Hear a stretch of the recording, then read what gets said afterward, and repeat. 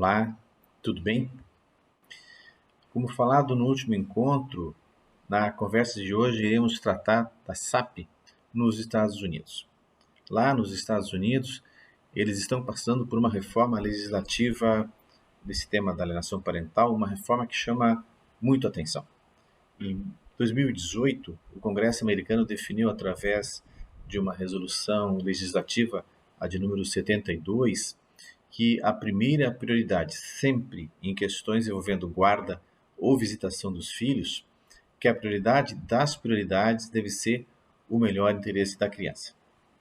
Só que lá eles interpretam isso da maneira correta, não como alguns insistem a fazer aqui no Brasil, distorcendo os conceitos para fazer com que a lei da alienação parental seja tida como uma lei boa, justa e que traz segurança à infância brasileira.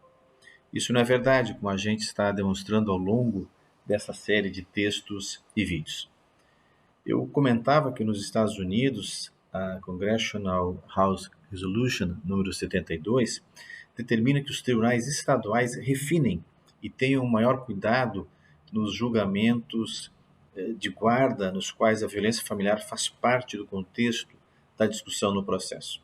E lá, nos Estados Unidos, eles estão percebendo que naqueles casos nos quais haja alegação de violência familiar, essa investigação, ou seja, da denunciação de violência, deve ser priorizada, quer dizer, deve anteceder qualquer discussão ou qualquer decisão também que envolva a guarda das crianças, como sempre foi feito em qualquer país civilizado, como sempre foi feito inclusive no Brasil, até o surgimento da lei da alienação parental. E mais, ali nessa Congressional House Resolution 72, vem estabelecidas regras bastante rígidas, severas mesmo, para a acreditação de profissionais que elaboram laudos e atuam nos casos envolvendo crianças nessa situação. Ou seja, nos Estados Unidos, o movimento no sentido de coibir fortemente a elaboração de laudos sob encomenda, para acabar com esse comércio de laudos, como acontecia com o próprio Gardner, por exemplo, que era contratado para afirmar que as mulheres e as crianças mentiam sobre os abusos e a violência sofrida, e com isso ele obtinha a absolvição dos acusados de abuso. Isso é tão óbvio, é mesmo tão evidente, que a gente custa acreditar que alguém que não tem algum interesse inconfessável, sei lá, que alguém isento seja capaz de acreditar que a teoria da ameaça do Gardner, que a SAP, as falsas memórias, tudo isso, seja algo sério e que mereça alguma credibilidade. Olha, mas mais inacreditável ainda é que essa teoria tenha tido substrato, ter sido substrato da lei brasileira para retirar as crianças das suas mães. As mães justamente que visam e que procuram proteger os seus filhos. E se não fizerem, sabendo da violência, sabendo do eventual abuso praticado pelo pai, podem ser tidas como cúmplices do crime por terem se omitido. Então, as mães brasileiras não têm saída. Mas voltando aos Estados Unidos, a partir da Resolução 72 de 2018, os Estados-membros estão eles mesmos elaborando suas legislações a respeito desse tema e aprovando um a um suas próprias versões do Child Safety Act. Entre as leis em tramitação por lá, todas com foco na proteção das crianças e de seus direitos, buscando protegê-las da violência nas suas mais variadas formas, de todas as leis em tramitação, há uma marcante, a do Estado do Havaí, a HB número 451. Essa legislação do Havaí proíbe expressamente que se utilize da síndrome de alienação parental quando houver discussão envolvendo abuso sexual infantil ou violência doméstica pelo pai ou responsável. Justamente o contrário, repito, que se faz aqui no Brasil, onde a defesa dos abusadores na esfera criminal se dá exatamente por conta da lei da alienação parental. Pessoal, o estudo que acompanha a legislação discutida no Havaí confirma que a gente tem afirmado aqui a exaustão, ou seja, que a síndrome da alienação parental é algo sem qualquer credibilidade nas comunidades de saúde mental e jurídica dos Estados Unidos. Essa pesquisa cita vários estudos sobre esse fenômeno, incluindo um elaborado pela Faculdade de Direito da Universidade de Michigan e outro firmado pelo ex-presidente da American Psychiatric Association, que chega a afirmar que, aqui eu abro aspas, a síndrome da alienação parental é uma ciência lixo, que não atinge um padrão mínimo de admissibilidade por ausência de evidências da sua existência. E fecho aspas. Outro estudo, esse financiado pelo Departamento de Justiça dos Estados Unidos, confirma que a síndrome de alienação parental carece de qualquer base científica. E vai mais além.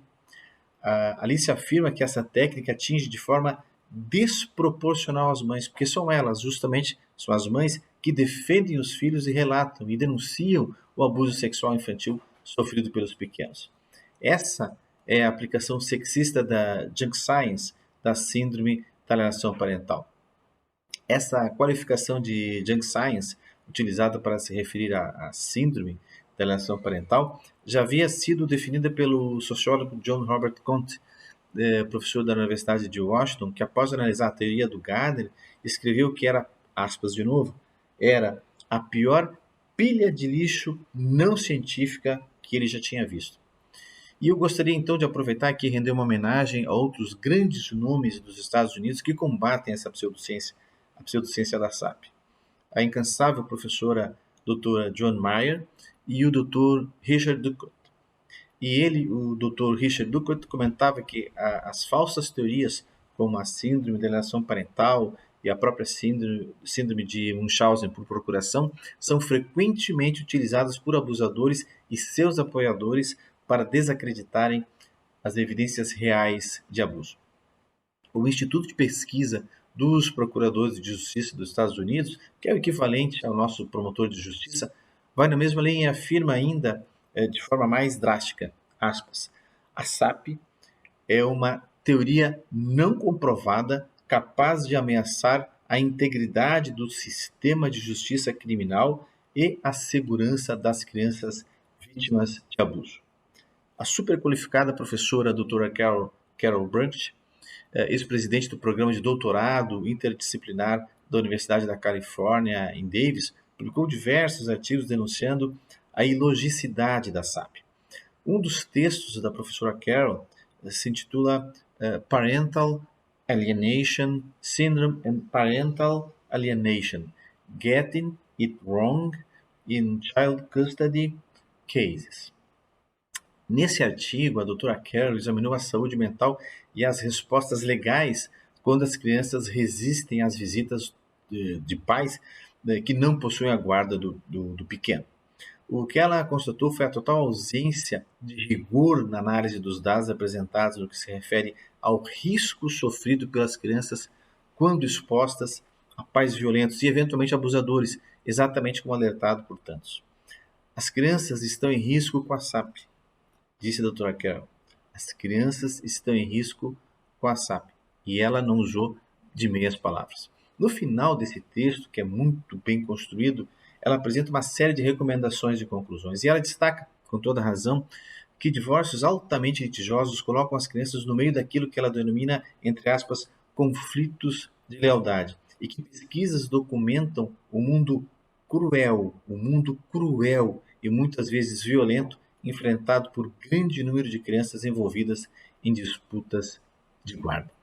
A professora doutora Carol, falando especialmente em relação à síndrome de alienação parental, não poupa adjetivos e afirma que ela, a SAP, não possui nem lógica nem base científica. E mais, ela constata e diz abertamente que precisamos fazer a lição de casa, que é estudar o caso e raciocinar logicamente, pensando no melhor interesse da criança, ao invés de confiar acriticamente nos especialistas que produzem os laudos por todas as razões conhecidas. Enfim, amigos, a síndrome de alienação parental, essa pseudociência, já foi desmascarada no mundo inteiro.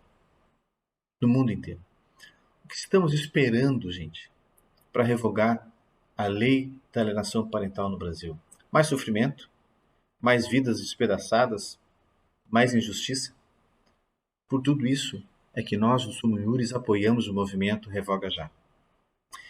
No próximo e no último vídeo dessa série, A gente vai falar de violência de gênero, de pedofilia e de outros aspectos relevantes, inerentes à lei da alienação parental, inclusive, principalmente, sua flagrante inconstitucionalidade.